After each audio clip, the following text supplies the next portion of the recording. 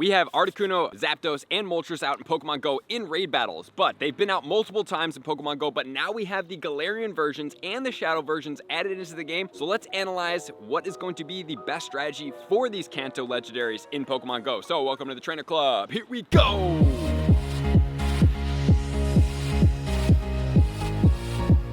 Welcome back, everybody. Are you guys excited about the Kanto birds? Do you guys like the Shadows? Do you like the Galarian birds? Do you have all the Galarian birds? Because today what we're going to do is break down something I haven't done before in totality, and that's going to be taking the Kanto birds, their Shadow versions, and their Galarian versions, and looking at all of them in Pokemon Go and seeing if any of them are going to be worth your time, energy, and resources to raid for, to try to get the 100% IVs, or to use them in PvP. Let's start off with the regular Articuno. So it's going to max out at 3,450. This is going to be an ice and a flying type Pokemon. An attack of 192, a defense of 236, and a stamina of 207. The weaknesses of this Pokemon are going to include double weakness to rock, single weakness to electric, single weak to fire, and single weak to steel. And since we are looking at Articuno right now, we're also going to check out the Galarian form. This one is going to be a psychic and a flying type Pokemon. It's going to max out at 4,059, an attack of 250, a defense of 197, and a stamina of 205. So it does get a little bit tankier. And this Pokemon is going to have a weakness to rock, ice, ghost, dark, as well as electric. However, this one is going to double resist fighting and double resist ground, in comparison to the regular Articuno that only double resists ground. Okay, so now let's check out in the strength of Articuno, what's going to be the strongest. It could be the Shadow, the Galarian, or the regular. Overall, the strongest Articuno in Pokemon Go is going to be the Galarian Articuno. Granted, they are different typings and different movesets. Psycho Cut and Brave Bird at 40.26.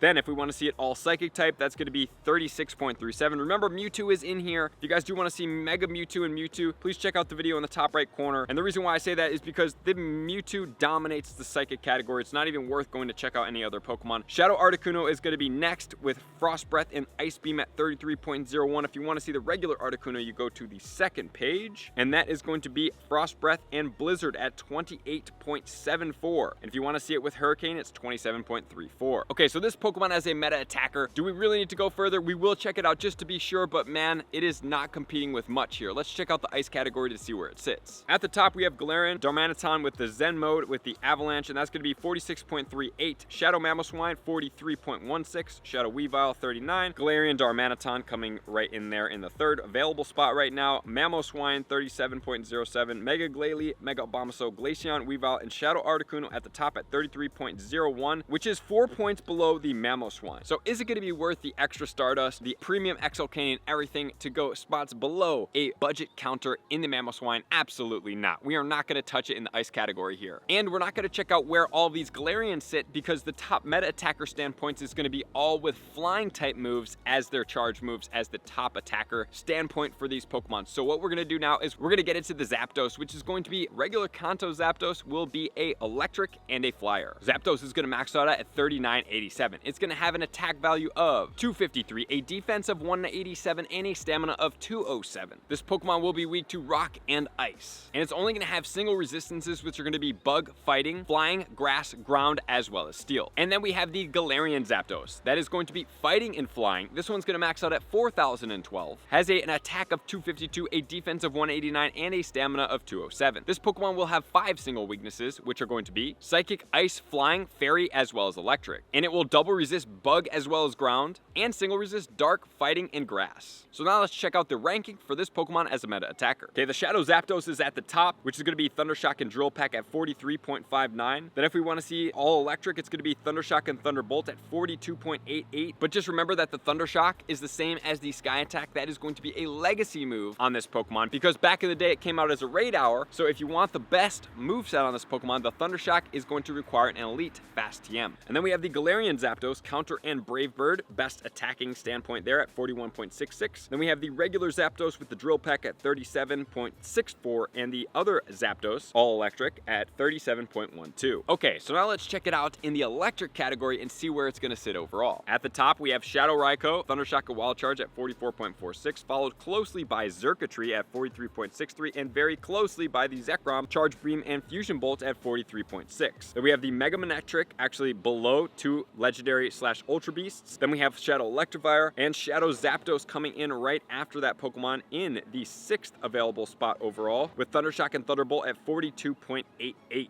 Alright, so is this Pokemon going to be worth your energy and effort to power up? Well, think about it. We already have Xurkitree and we have Zekrom above this Pokemon. The Shadows require more Stardust and more XL Candy, so would I suggest you guys go after this? No. We already have the Shadow Raikou. If you do choose to power up a Shadow, the Shadow Raikou is going to be the way to go. And the Shadow Zapdos in this category, unfortunately, is going to be a not recommended Pokemon to power up once again for Articuno and Zapdos as far as a meta attacker. But what about the Moltres? The regular Moltres is going to be a fire and a flying type Pokemon. It's going to max out at 3,917. It has an attack of 251, a defense of 181, and a stamina of 207. This Pokemon will have a double weakness to rock, a single weakness to water, and a single weakness to electric. And then as far as its resistances go, it's going to double resist bug as well as grass, single resist fairy, fighting, fire, ground, as well as steel. And the Galarian Moltres will be dark and flying type combination. Even though it looks like a fire type, it is not. It will have a max CP of 3580, an attack of 202, a defense of 231, and a stamina of 207. This Pokemon will be weak to rock, ice, fairy, and electric, and it will double resist ground and psychic, and single resist dark, ghost, as well as grass. So now let's check out what is going to be the strongest form of this Moltres. Shadow Moltres at the top with Fire Spin and Sky Attack at 47.13 will be the strongest version of it. That if you want the all flying type, it will be at 46.06. If you want all fire type with Fire Spin and Overheat, 43.75. The regular Moltres will be Fire Spin and Sky Attack at 40.7, all flying at 39.78,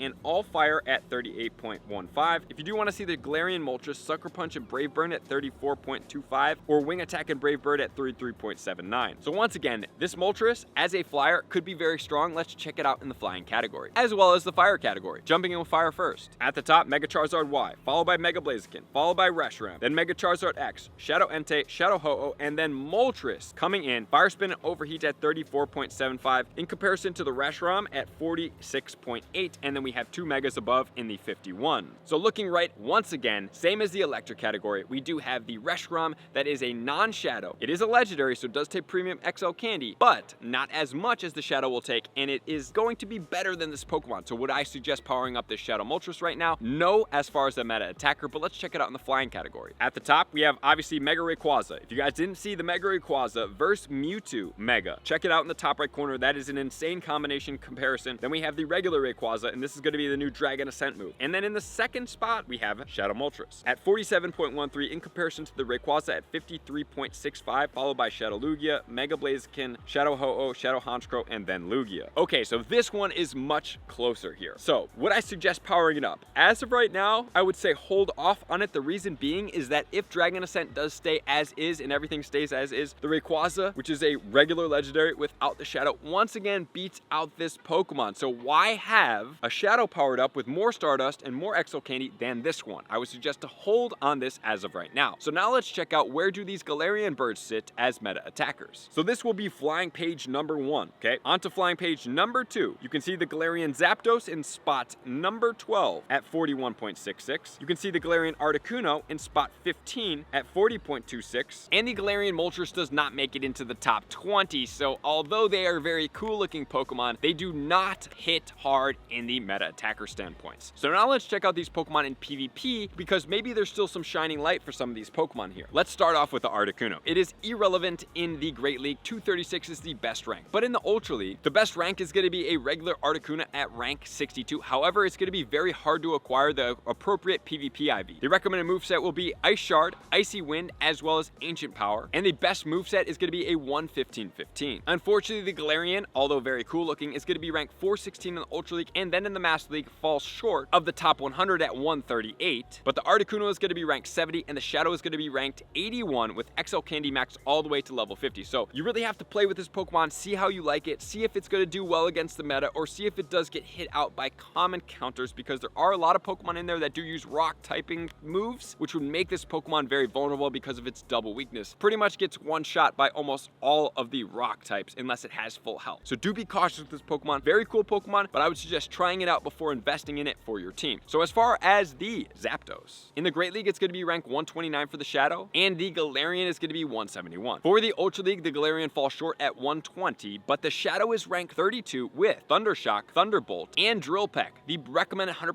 PvP IVs is a 112-13, which is a challenging one to have. However, in the Master League, it's a different story. story, 46 for the regular, 48 for the shadow, and the Galarian is going to be ranked 56. So this one is actually in the top 100 for all three types. You are going to have to play with this and see which one you do like the best, because just remember guys, you are going to be maxing out this Pokemon, so play with it first wherever you have the CP. See if you like how it attacks, see if you like how it charges, see if you like its movesets, and then invest if it is going to complement your team and do well against the meta. And the recommended Galarian moveset is Counter, Ancient Power, and Brave Bird. Okay, so that is going to be the most friendly as far as one of these Pokemon for all three of the typings in that Master League. And now let's get into the Moltres. In the Great League, the best rank is going to be the Galarian at 200. In the Ultra League, the regular Moltres is going to be ranked 58 with Wing Attack, Sky Attack, and Overheat. And the Galarian is going to be ranked 70 with Wing Attack, Ancient Power, and Payback. 110-15 for the regular and 115-15 for the Galarian in the Ultra League as recommended IVs, which is going to be challenging to get both of those as that. But then in the Master League, the Moltres is going to fall short in the Galarian form at the 123, but the regular Moltres is going to be ranked 45 with the XL Candy, which is a little promising except for the fact that the Shadow does much better as a meta attacker than does the regular Moltres. Okay, so as far as powering up any of these Pokemon, honestly right now for the Ultra League, I see a couple viable options. For the Master League, I think that I would prefer to use other Pokemon as opposed to these Pokemon. Granted, you might be one of the only people using one of these Pokemon in the game, but at the same time, I would probably not go that way. But it's totally up to you. Check them out before you power them up and waste all of your Stardust and XL Candy. But just remember that both the Galarian and the regular share the exact same XL Candy in Pokemon Go. So if you do want to power up one of these Galarians, just for the sake of them looking cool, you have plenty of Stardust and resources, I would suggest raiding for the Kanto birds right now, getting that XL Candy, and then you can choose to power up one of these Pokemon at some point or another. And just for nostalgic purposes, I do desire to have all the XL Candy for these Pokemon so I can max one of each of these legendaries just because I like them. I have more than enough Stardust to do this, and it will not affect me powering up other meta-relevant Pokemon in Pokemon Go. But if you don't, I would suggest to be conservative and